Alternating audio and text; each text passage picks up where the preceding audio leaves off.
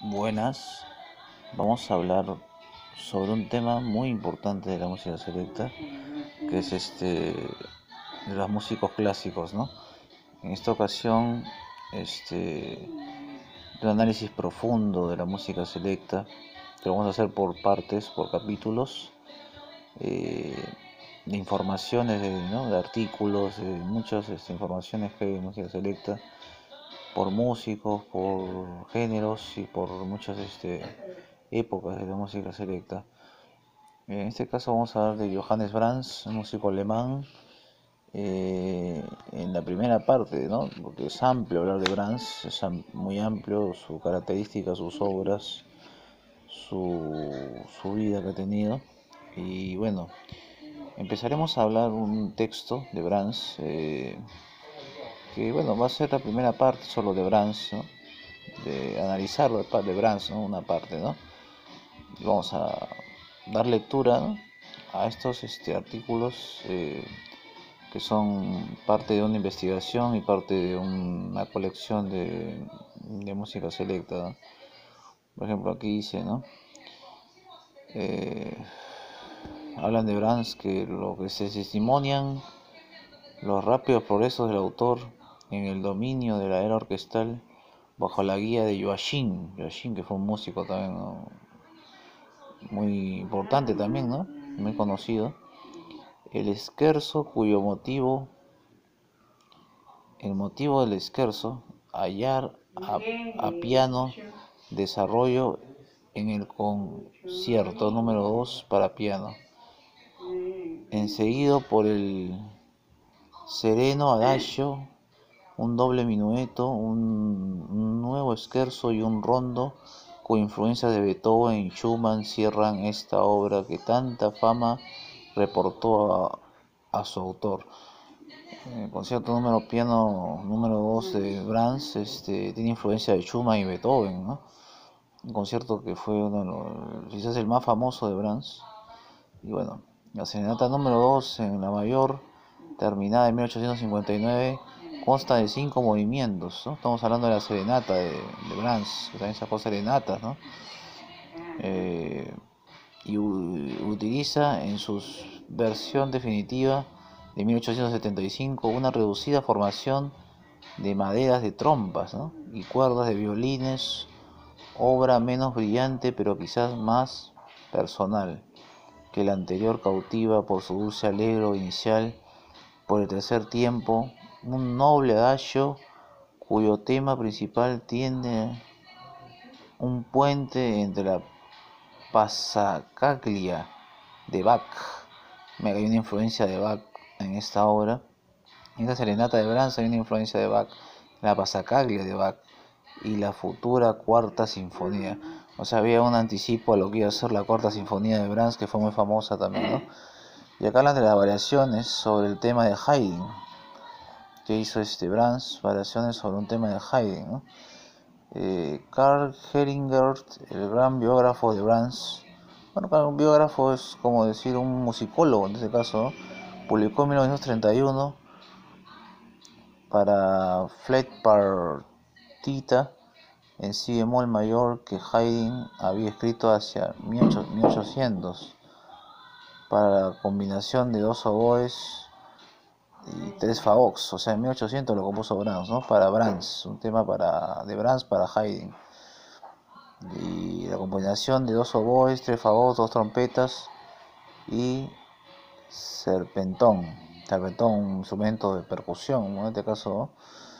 Como bueno, puede ser de viento también, ¿no? Creo que de viento, más de trompa, fagot, serpentón, estamos hablando de la familia de los vientos.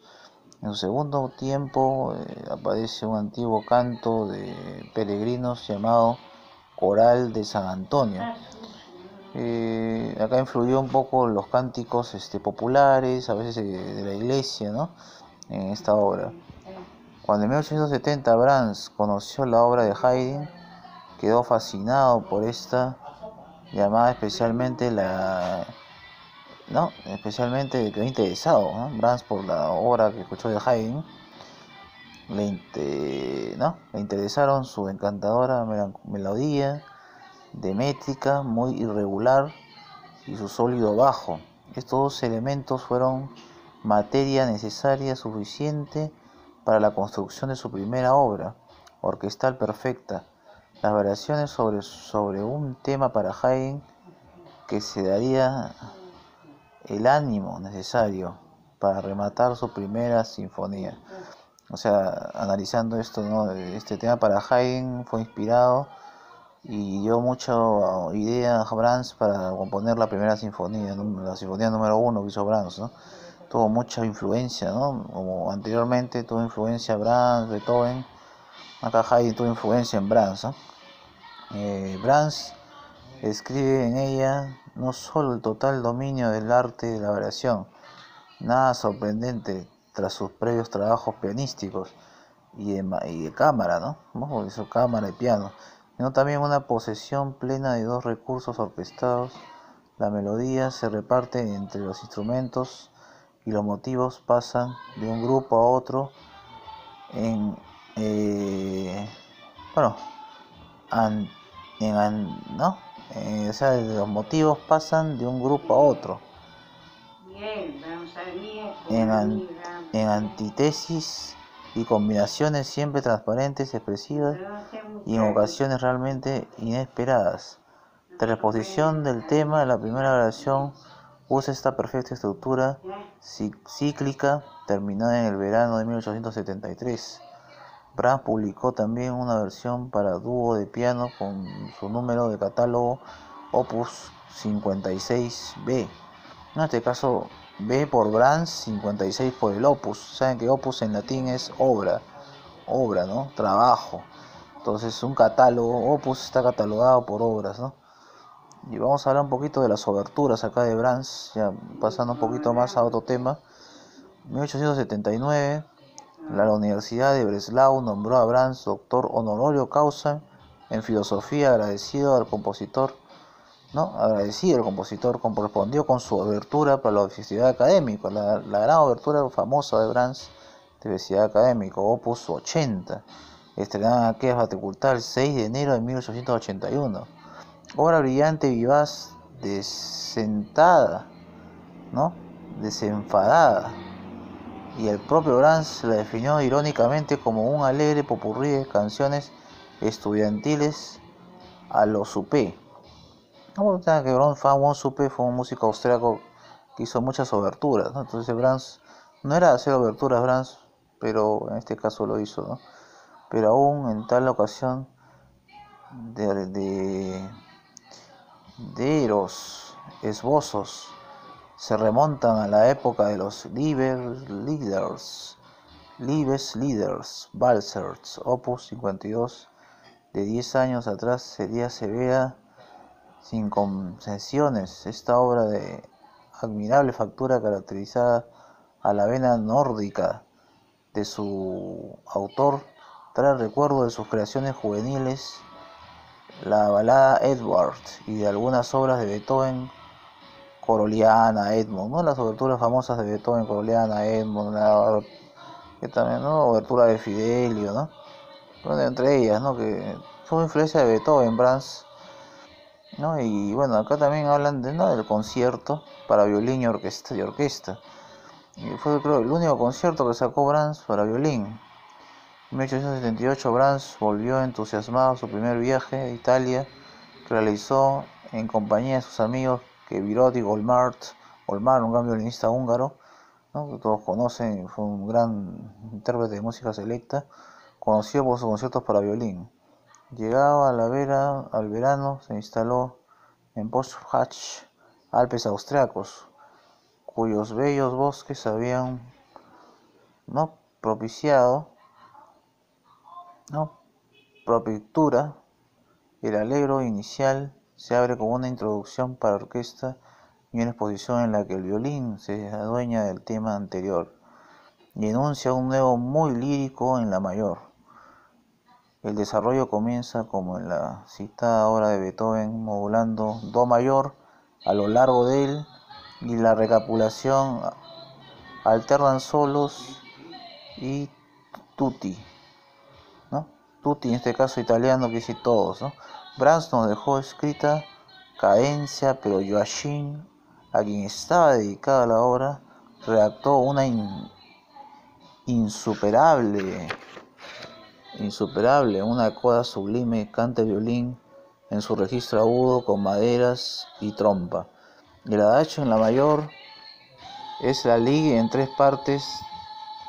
La central en fa mayor, más dramática, contrasta con las luminosas secciones extremas que se abren con una bellísima pasaje de cámara para maderas, dirigida por el oboe y trompa. La prodigiosa orquestación de este tiempo es de las más conseguidas de su autor. Concluye la obra en un allegro a la danza húngara, ¿no? De estructura rondo, sonata, esquema abagba, ¿no? Abagba es una técnica, ¿no? un esquema, ¿no?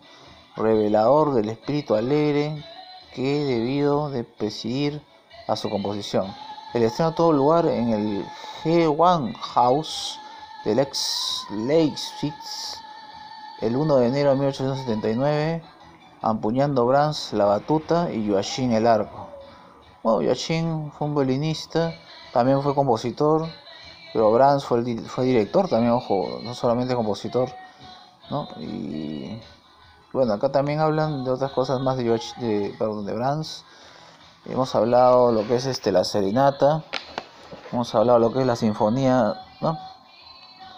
Bueno, la serenata número 2, concierto para piano número 2, una obertura de la academia, ¿no? De la Universidad de Brahms, variaciones para un tema para Haydn, y la explicación, el análisis musical del concierto para violín y orquesta de Brahms. En este caso, Brahms, habría que hablar mucho del concierto para violín y violonchelo, ¿no? Que eso es los conciertos para piano y orquesta en mayor abundancia, comentar eso, ¿no? Esta es la primera parte que hemos hablado de Brahms, y acá inclusive pueden apreciar la partitura de una de sus obras de Brahms, ¿no?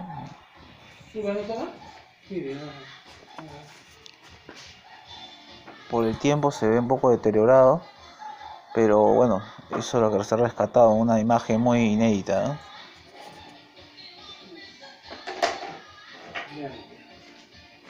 Bueno, como se dice, ustedes pueden seguir escuchando estos videos, estas ilustraciones, ¿no? Análisis musicales, son de música selecta, sino música popular. En esta ocasión, de música selecta. Gracias por escucharnos y seguiremos hablando de Brahms en una segunda parte. Gracias.